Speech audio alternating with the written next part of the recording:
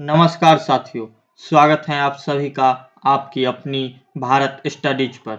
मैं हूं ऋतिक, आप हैं मेरे साथ एक नए सेशन पे जहां पर हम चर्चा करने वाले हैं मिथिला विश्वविद्यालय, ललित नारायण मिथिला विश्वविद्यालय के वे सभी छात्र छात्राएं जिनका सब्जेक्ट पॉलिटिकल साइंस है, राजनीति विज्ञान है ऑनर्स के रूप में, और जो अभी पार्ट 2 में है यानी कि सेकेंड ईयर में है, उन सभी के लिए आज का यह क्लास बहुत ही महत्वपूर्ण है। आइए आज की क्लास की हम शुरुआत करते हैं। आज हम पार्ट 2 बीए पार्ट 2 के पॉलिटिकल साइंस पेपर 4 के पिछले वर्ष के प्रश्न और साथ ही साथ उसका सिलेबस, पीवाईक्यू और सिलेबस दोनों के बारे में विस्तार से चर्चा करेंगे और जानेंगे कि आपकी पढ़ाई के लिए क्या सब आवश्यक है और किस तरह से आपको पढ़ना है। तो आइए आज की क्लास की शुरुआत करते हैं। सिलेबस भी जानेंगे और उसके अंतर्गत कौन से क्वेश्चन बनते हैं, क्या प्रश्न बनते हैं, इसके बारे में भी हम विस्तार पूर्वक जानेंगे। जैसा कि आप देख सकते हैं कि फर्स्ट जो आपका सिलेबस का टॉपिक है वह है अंतर्राष्ट्रीय संबंधों का सिद्धांत। यह आपका पहला चैप्टर है और इसके अंतर्गत कुल आपको 3 क्वेश्चन देखने को मिलते हैं। अंतर्राष्ट्रीय संबंधों के यथार्थवादी सिद्धांत का वर्णन कीजिए, या अंतर्राष्ट्रीय संबंधों में उदारवादी दृष्टिकोण का विश्लेषण कीजिए, या फिर शक्ति संतुलन की अवधारणा पर चर्चा कीजिए एवं इसके महत्व का वर्णन कीजिए। तो इस तरह से कुल 3 क्वेश्चन इस टॉपिक से देखने को आपको मिलेंगे। 3 में से एक आपके एग्जाम में देखने को मिलेंगे। ये 3 मुख्य जो वीवीआई क्वेश्चन है वो आपके सामने में दिया गया है, जो कि पिछले वर्ष या उससे पिछले वर्ष पूछे जा चुके हैं और आने वाले वर्षों में इसी से एक क्वेश्चन आपके एग्जाम में देखने को मिलेंगे। तो आइए नेक्स्ट टॉपिक पे चलते हैं। जो सिलेबस का आपका सेकेंड पार्ट है वह है संयुक्त राष्ट्र संघ, यूनाइटेड नेशन के बारे में पढ़ना है, यूएन के बारे में आपको पढ़ना है। यूएन से जो प्रश्न बनते हैं वो इस प्रकार है कि संयुक्त राष्ट्र संघ की स्थापना के उद्देश्य और उसके मुख्य अंगों का वर्णन कीजिए। एक तो ये प्रश्न बन जाता है। नेक्स्ट बनता है कि संयुक्त राष्ट्र के शांति स्थापना प्रयासों का विश्लेषण कीजिए, और लास्ट जो इससे संबंधित प्रश्न बनता है वो है संयुक्त राष्ट्र के सुधारों की आवश्यकता पर चर्चा कीजिए।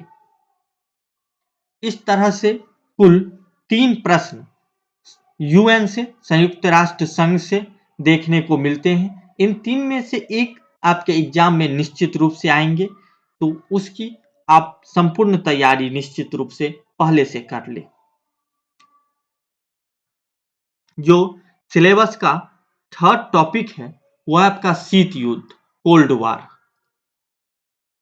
शीत युद्ध की उत्पत्ति और इसके प्रमुख कारणों का वर्णन कीजिए। एक प्रश्न इससे ये बनेगा। एक बनेगा कि शीत युद्ध के प्रभावों और इसके अंत के कारणों का विश्लेषण कीजिए, और एक आपका बन जाएगा कि शीत युद्ध के बाद की विश्व व्यवस्था का वर्णन कीजिए। तो इस तरह से कुल 3 क्वेश्चन शीत युद्ध से भी अभी तक बनते आए हैं और इनमें से एक क्वेश्चन आपके एग्जाम में देखने को मिलेंगे। जो टॉपिक नंबर 4 है वह है कि गुट निरपेक्ष आंदोलन, इसके बारे में भी आपको पढ़ना है। तो गुट निरपेक्ष आंदोलन की उत्पत्ति और इसके सिद्धांतों का वर्णन आपसे पूछा जा सकता है। गुट निरपेक्ष आंदोलन की भूमिका बताइए और उसकी सफलता या विफलता का विश्लेषण कीजिए।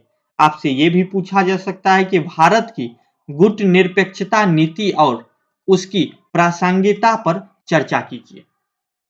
तो इस तरह से गुट निरपेक्ष आंदोलन से संबंधित भी आपके एग्जाम में एक क्वेश्चन देखने को मिलेंगे, और वह एक क्वेश्चन इन्हीं 3 क्वेश्चनों में से एक आपके एग्जाम में देखने को मिलेंगे। वैश्वीकरण के बारे में अगर हम बात करें तो वैश्वीकरण से भी 3 क्वेश्चन देखने को मिलते हैं कि वैश्वीकरण की परिभाषा दीजिए और इसके प्रमुख आयामों का वर्णन कीजिए। वैश्वीकरण के लाभ और चुनौतियों का विश्लेषण कीजिए और भारत पर वैश्वीकरण के प्रभाव पर चर्चा कीजिए। इस 3 में से एक आपके एग्जाम में देखने को मिलेंगे। हर एक टॉपिक से आपके एग्जाम में एक क्वेश्चन देखने को मिलते हैं। हम हर एक जो प्रत्येक टॉपिक है उससे हम 3 क्वेश्चन आपके लिए लाए हैं। जो VVI 3 क्वेश्चन है वो हमें आपके लिए लाए हैं और इन्हीं 3 में से एक क्वेश्चन आपके एग्जाम में देखने को मिलेंगे। नेक्स्ट है परमाणु अप्रसार और निरस्त्रीकरण। परमाणु अप्रसार संधि NPT के प्रमुख प्रावधानों का वर्णन कीजिए। एक आपसे ये पूछा जा सकता है। एक पूछा जा सकता है कि निरस्त्रीकरण के प्रयासों और उनकी चुनौतियों का चर्चा कीजिए। और एक पूछा जा सकता है कि भारत की परमाणु नीति और इसके निहितार्थों का विश्लेषण कीजिए। इस तरह से 3 क्वेश्चन बनते हैं जिसमें से आपको एक क्वेश्चन तैयार निश्चित रूप से करना है। नेक्स्ट है क्षेत्रीय संगठनों की भूमिका। सार्क के उद्देश्यों और इसकी भूमिका का वर्णन कीजिए। यूरोपीय संघ EU की संरचना और इसकी सफलता का विश्लेषण कीजिए। क्षेत्रीय संगठनों की विश्व राजनीति में भूमिका पर चर्चा कीजिए। तो इस तरह से क्षेत्रीय संगठन से संबंधित भी कुछ क्वेश्चन जो आपके एग्जाम में देखने को मिलते हैं और अब तक जो देखने को मिल चुके हैं उनमें से आपके एग्जाम में एक क्वेश्चन देखने को निश्चित रूप से मिलेंगे, चाहे वो सार्क से संबंधित हो या फिर यूरोपीय संघ से संबंधित हो या फिर क्षेत्रीय संगठन की क्या भूमिका है इससे संबंधित हो। नेक्स्ट है अंतरराष्ट्रीय कानून। अंतरराष्ट्रीय कानून की परिभाषा और इसकी प्रमुख धाराओं का वर्णन कीजिए। अंतरराष्ट्रीय न्यायालय की संरचना और कार्य प्रणाली का वर्णन कीजिए। अंतरराष्ट्रीय कानून और अंतरराष्ट्रीय संप्रभुता के बीच संबंध पर चर्चा कीजिए। इसमें से भी आपको एक क्वेश्चन देखने को मिलेंगे।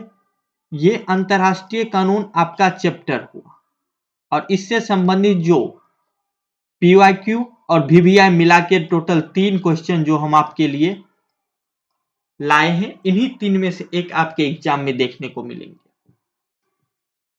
नेक्स्ट है मानव अधिकार। मानव अधिकारों की परिभाषा और इसकी उत्पत्ति का वर्णन कीजिए। संयुक्त राष्ट्र और अन्य अंतरराष्ट्रीय संगठनों द्वारा मानव अधिकारों की सुरक्षा के प्रयासों का विश्लेषण कीजिए। भारत में मानव अधिकारों की स्थिति पर चर्चा कीजिए। तो इस तरह से मानव अधिकार से संबंधित भी एक प्रश्न का उत्तर आपको देना अनिवार्य होता है। नेक्स्ट है अंतरराष्ट्रीय राजनीति में उभरते मुद्दे, पर्यावरणीय चुनौतियां और अंतरराष्ट्रीय प्रतिक्रिया पर चर्चा कीजिए।